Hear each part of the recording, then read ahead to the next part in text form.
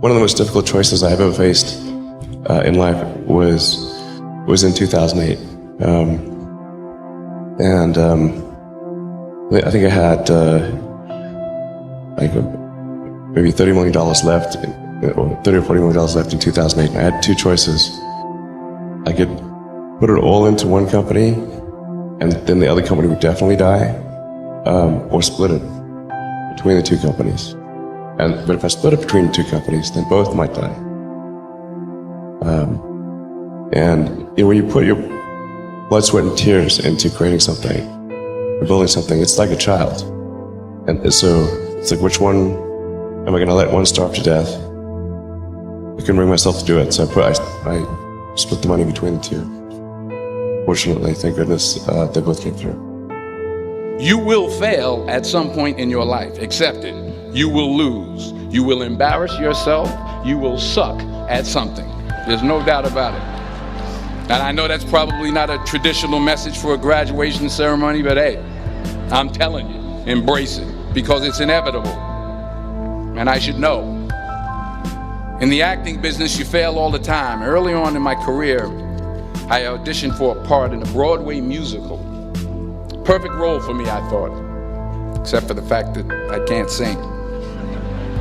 So I'm in the wings, I'm about to go on stage, but the guy in front of me, he's singing like Pavarotti. So I come out with my little sheet music, and it was Just My Imagination by the Temptations. That's what I came up with.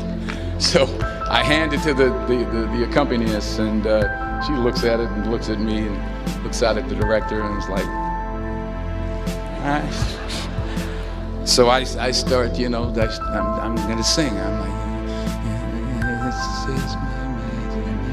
yeah, thank you very much, Mr. Washington, thank you. So I assumed I didn't get the job. But the next part of the audition, he called me back. The next part of the audition is the acting part of the audition. So I'm like, hey, okay, maybe I can't sing, but I know I can act. So they pair me with this guy, and again, I didn't know about musical theater. And musical theater is big, so they can reach everyone all the way in the back of the stadium. And I'm more from a realistic, naturalistic kind of acting where you actually talk to the person next to you. I didn't get the job. But here's the thing. I didn't quit. I didn't fall back. I walked out of there to prepare for the next audition, and the next audition, and the next audition. I prayed. I prayed. And I prayed. But I continued to fail, and fail, and fail. But it didn't matter, because you know what? There's an old saying, you hang around the barbershop long enough, sooner or later you're going to get a haircut.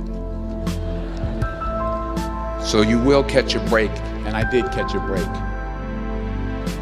Last year, I did a play called Fences on Broadway. It was at the same theater that I failed that first audition 30 years prior. What was your biggest failure, and how did it change you?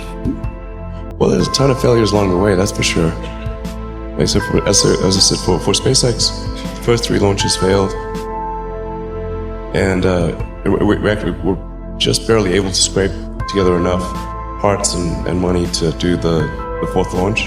If that 4th launch had failed, we would have been dead. So multiple failures along the way. I tried very hard to get the right expertise in for SpaceX.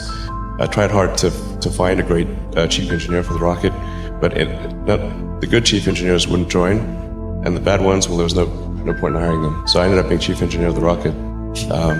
So if I could have found somebody better, then we would have maybe had less than 3 failures. The point is, every graduate here today has the training and the talent to succeed. But do you have the guts to fail? Here's my second point about failure. If you don't fail, you're not even trying. I'll say it again. If you don't fail, you're not even trying. My wife told me this great expression. To get something you never had, you have to do something you never did.